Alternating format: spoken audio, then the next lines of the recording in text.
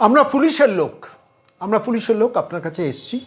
আপনার তো গাড়ি আছে, আমাদের বিভিন্ন থানায় গাড়ি খাটানো হয়। 25,000 টাকা মতো, 20 থেকে 25,000 টাকা মতো আপনাকে দেওয়া হবে এবং তার বিনিময়ে আপনার গাড়িটা দেবেন এবং তার বিনিময়ে আপনার সঙ্গে একটা চুক্তিপত্র হবে এবং সেই চুক্তিপত্রে কে গাড়ি রিপেয়ার করবে, কখন গাড়ি রিপেয়ার করা হবে, কত টাকা রিপেয়ারিংয়ে খরচ লাগবে, কে তার দায়িত্ব নেবে, আমরা সব কিছু ফাইনাল করে নেবো। আপনি গাড়িগুলো দিলে আমরা বিভিন্ন থানায় গাড়িগুলোকে ভাড়া খাটাবো। আমরা সেই জন্য এসেছি, আমরা পুলিশের লোক।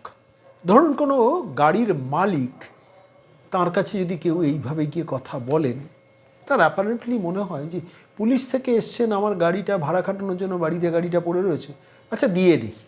এমনভাবে 8-9 জন লোক এই কলকাতা শহরের ওপর প্রতারিত হয়েছেন। ভাবতে পারেন কলকাতা শহর, যে কলকাতা শহরে মনোজ ভার্মা পুলিশ কমিশনার ছিলেন, এখন হচ্ছেন সুপ্রতিম সরকার। যে রাজ্যের ডিরেক্টর জেনারেল অফ পুলিশের নাম ছিল একসময় ভারপ্রাপ্ত রাজীব কুমার, এখন পীযূষ পাণ্ডে।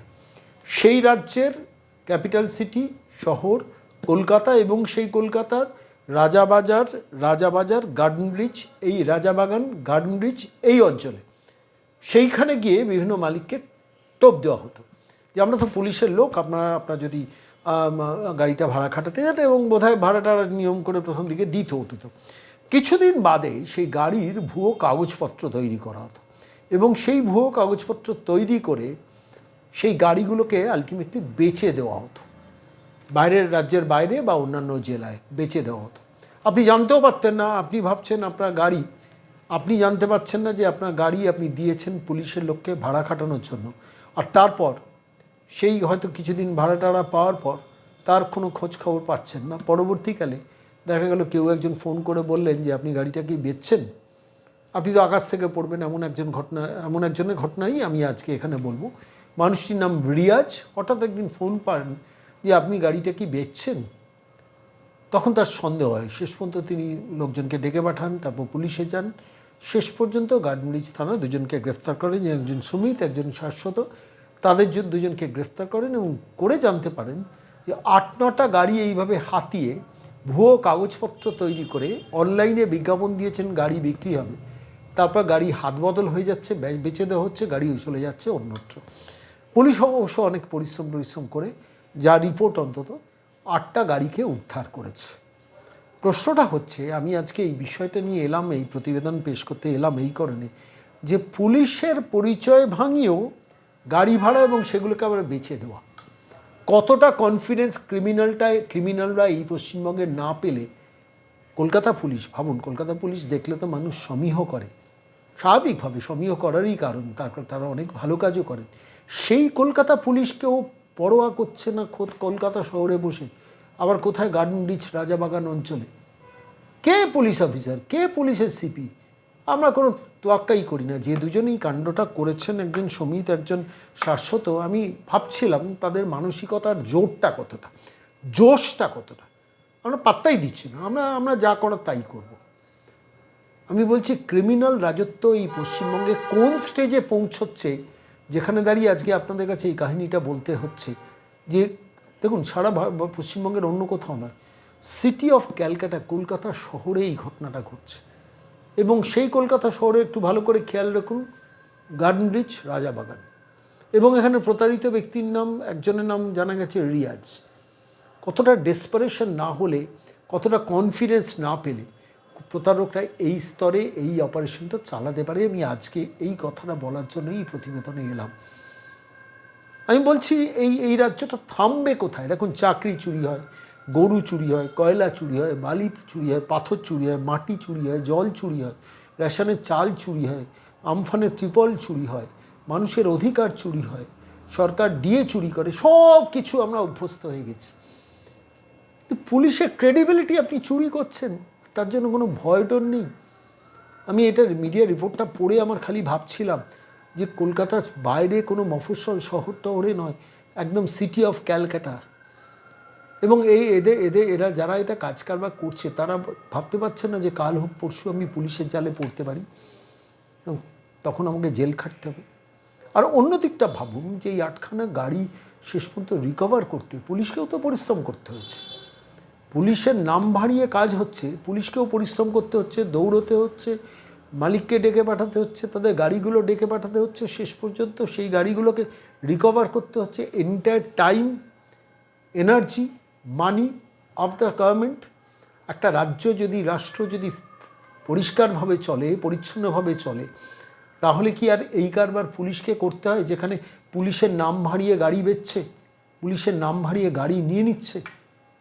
8খানা গাড়ি, আমি এবার আরেকটু অন্যভাবে ভাবি, আমি এগুলো ভাবি বলে আমি আপনাদের কাছে বলছি, এগুলো নিয়ে মেইন স্ট্রিম মিডিয়ার কোনো মাথা বিকার নেই। কত বড় একটা প্রতারণার রাজত্ব এই রাজ্যে চলছে, কত ধরনের প্রতারণা, মানে কত বৈচিত্র্যপূর্ণ প্রতারণা।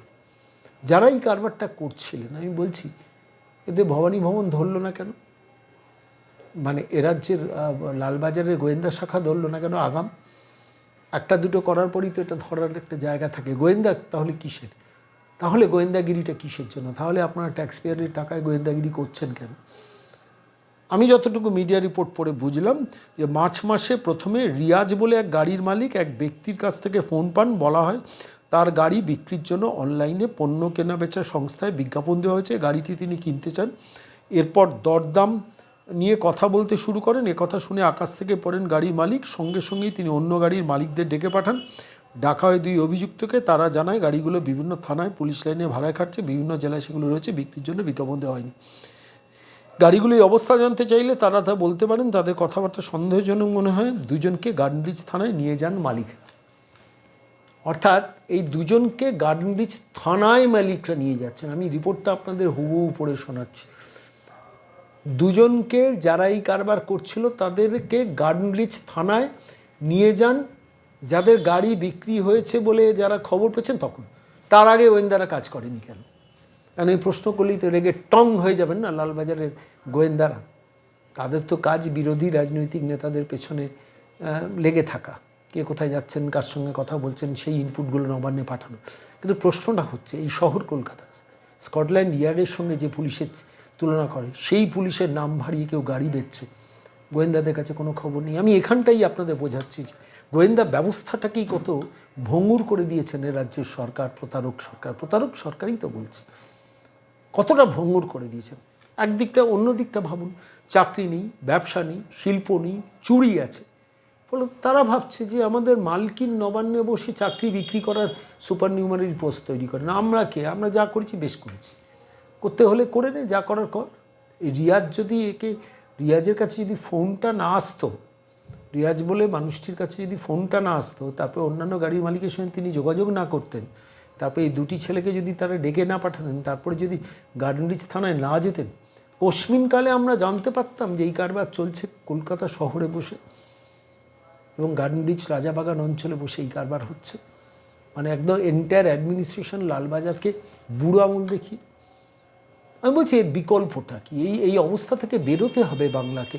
এই বাংলাকে আমরা চিনি না, বিশ্বাস করুন, এই বাংলাকে আমরা পছন্দ করি না। এই বাংলায় প্রতারণার বাংলা কেন এই অবস্থায় যাবে? চাকরি নেই, ব্যবসা নেই, শিল্প নেই, তাই বলে এইভাবে প্রতারণা। আপনার গাড়ি নিয়ে কেউ বেচে দেবে কলকাতা পুলিশের নাম করে, আর আপনি জানতেও পারবেন না কেন, গোয়েন্দা পুলিশ আবিষ্কার করতে পারবেন না, থানায় গেলে তবে তার বিহিত হবে।